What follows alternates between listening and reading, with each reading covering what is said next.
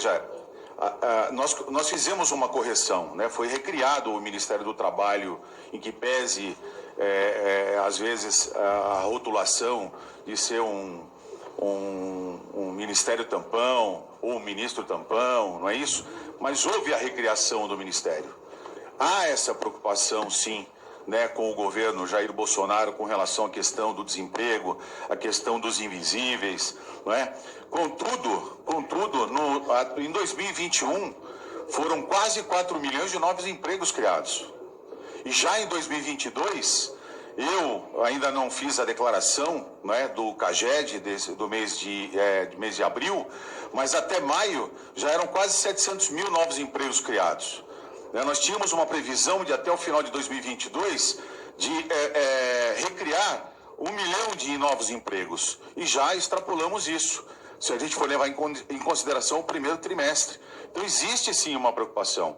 Foi dito aqui, e os problemas que nós lutamos e que nós debatemos, eles são problemas que não foram criados hoje. Eles perpassaram por vários outros governos. Eu não posso concordar que este governo não esteja fazendo nada para melhorar a situação do brasileiro. Muito pelo contrário. Foi dito aqui a questão da rampa, da ascensão social das pessoas. Existe essa preocupação, sim.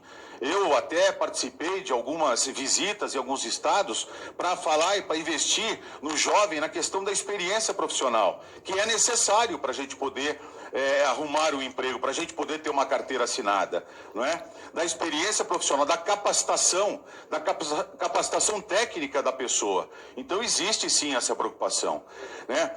O deputado falou ali de algumas questões do INSS, a questão do encaminhamento. Existe sim um compromisso e nós faremos no prazo o encaminhamento daquilo que foi acordado, e claro que não depende totalmente de mim, mas a gente vai lutar e utilizar o peso do Ministério do Trabalho e Previdência para que a gente honre aquilo que foi feito e aquilo que foi acertado no acordo de greve, no acordo para o retorno da greve. Não é verdadeira a afirmação que não houve a abertura para discussão. Muito pelo contrário, foram várias e várias discussões.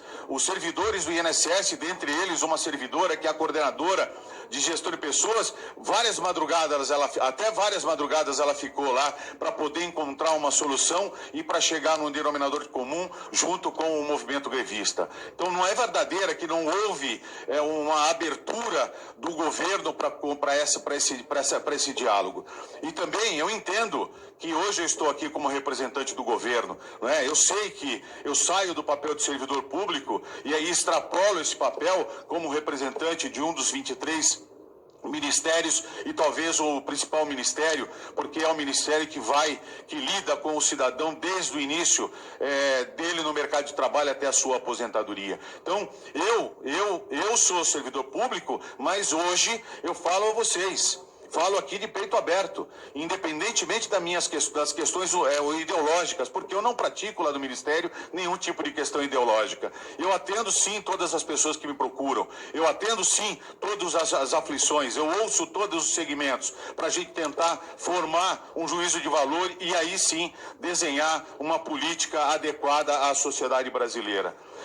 Não é verdadeira essa afirmação do aumento do número de indeferimentos por conta de metas absurdas que foram colocadas junto aos servidores do INSS. O INSS, sim, indefere o mesmo número, ou mais ou menos o mesmo número que sempre indeferiu. E também não é verdadeira a afirmação de que, ao não atingir a meta colocada para o servidor lá no INSS, que ele sofre algum tipo de decréscimo salarial. Nunca, desde que as metas foram colocadas, nunca houve um decréscimo de salário. Isso não acontece, não é verdadeira essa afirmação, não é? Então a gente precisa ser um pouco responsável na forma que a gente coloca e, de novo, o Ministério está aberto para a gente poder dialogar, é claro, com toda a urbanidade possível e com toda o deputado perguntou da questão do 1,6 milhões. Nesse 1,6 milhões, deputado, não estão os recursos e as revisões. Esses processos estão apartados. esses processos de 1,6 milhões, e a gente tem coragem de vir aqui falar, porque é a verdade, nós falamos a verdade. Esse 1,6 milhões são respostas dos primeiros requerimentos feitos para as pensões, aposentadorias e outros benefícios que são concedidos pelo INSS.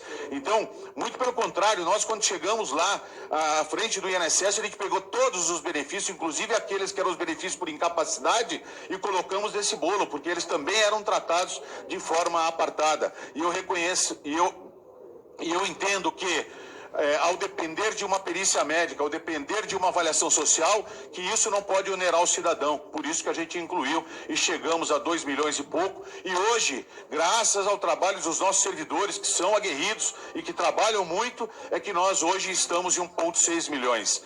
Não é? Foi criada a gratificação essa que não resolve. Eu não sou favorável 100% à gratificação, mas para o momento, para alavancar essa resposta necessária à sociedade, foi importante que tenhamos criado essa gratificação e que essa gratificação esteja sendo pago aos servidores de forma extraordinária. Tem bastante coisa aqui, né? Falei da rampa de ascensão dos jovens. Não tem outro jeito, não tem outro jeito. A gente tem que capacitar o jovem, a gente tem que dar conhecimento ao cidadão. Muitos cidadãos, eles gostariam inclusive de contribuir, de fazerem parte do sistema previdenciário, mas não fazem por falta de desconhecimento. Por isso que nós temos lá o programa de educação previdenciária no INSS, que nós startamos várias ações que nunca foram feitas. As ações hoje feitas no INSS são ações estruturantes. Nós nunca tivemos uma política de capacitação como a que nós temos hoje implantada no INSS. Para quê? Para que a gente possa, sim, elevar a qualificação dos servidores e, consequentemente, dar uma resposta conclusiva à sociedade. A questão do técnico do Seguro Social, carreira da qual eu faço parte, existe sim um movimento e um compromisso nosso para que a gente coloque como a exigência um nível superior para o técnico de seguro social, uma vez que o técnico de seguro social tem a mesma função, as mesmas atividades que tem o analista do seguro social. Então, é descabido que ao técnico se exigir um nível médio. Então, existe sim. Talvez a gente não consiga para esse concurso que também a gente entende que as 1.000 vagas não serão suficientes para poder suprir a necessidade que nós temos. O pedido que foi feito e a nota técnica que nós encaminhamos ao Ministério da Economia, à época, era de 7.500 pessoas, mas é um começo, é um aceno da gente restabelecer a força de trabalho. A questão do salário mínimo foi definido com a gente este ano, mas ao ano de 2023 vai ficar por conta do Congresso. O Congresso vai fazer o desenho do novo salário mínimo. Então o Ministério não se envolverá com isso. Então vejam, existe sim uma série de coisas a serem feitas e eu continuo, como eu falei, mais do que servidor público otimista, hoje à frente do Ministério do Trabalho e Previdência tem uma pessoa aberta para ouvir vocês, e foi com esse objetivo, com esse espírito que eu vim aqui hoje, para poder colher essas informações, colher essas aflições, a questão do trabalho informal. O trabalho informal não é uma realidade de hoje. Nós lutamos. Eu me lembro, eu sou de Santo Amaro, da região sul da capital de São Paulo, eu tenho lá a questão do Largo 13, a questão da 25 de março. O trabalho informal é uma coisa que transcende décadas, passou por décadas. Isso é uma luta de todos os governos, assim como ela em São Paulo, a questão da Cracolândia, né, que os governos lutam para tentar resolver e não conseguiram. Governos de esquerda passaram por lá e não conseguiram resolver.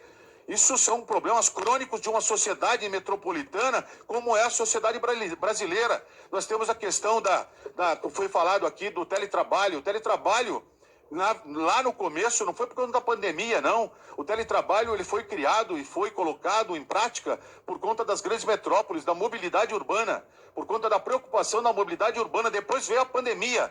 Pessoal, e olha, veja, deputados, presidente, independentemente da pandemia, nós entramos numa pandemia, a pandemia que assolou o mundo. Não foi uma região do mundo, não foi a Espanha, não foi alguns outros países que nós tivemos pandemia sim, mas igual a essa que nós passamos, nenhum cidadão dos últimos 100 anos, 200 anos viveram, e mesmo assim nós saímos do outro lado. conseguimos manter os empregos. Temos problemas, estamos abertos e dispostos a resolver, a melhorar, a lutar para debelar isso, e a gente conta com a participação da comissão aqui do trabalho, na pessoa do nosso presidente Leônidas Cristina e os seus componentes. Estamos lá aberto. Algumas coisas que tenham ficado aqui em aberto, eu me comprometo a passar para vocês, depois para a comissão, eu mando aqui para o presidente por escrito. Eu agradeço a participação. Obrigado. E o carinho com que vocês me receberam. E eu falo aqui, né? Não estou me despedindo, não. Desse bloco. Estou me despedindo, desse não. Bloco, tem o último bloco ainda. O deputado Hélio. A gente se comprometeu para que houvesse a finalização do movimento, tá certo? A montagem de um comitê para poder discutir essa questão e encaminhar essa questão da carreira do pessoal do trabalho, porque eles querem, e é justa a luta deles, a equiparação com o pessoal do INSS, porque no INSS do passado tinham lá os agentes administrativos e hoje esses agentes administrativos se tornaram técnicos do Seguro Social e o pessoal do trabalho ficou para trás. Então existe sim um compromisso nosso da criação desse grupo, da gente começar a retomar essa discussão que foi abandonada com o tempo. Eu não sei porquê. Até falei para eles, os antigos ministros não eram ministros de carreira, não eram egressos do serviço público, e eu não posso responder por eles. Mas eles têm sim um compromisso do encaminhamento e da criação desse comitê para a gente poder discutir a carreira deles, que eu julgo pertinente. Me perdoe aí, então, a ausência da resposta. Muito obrigado.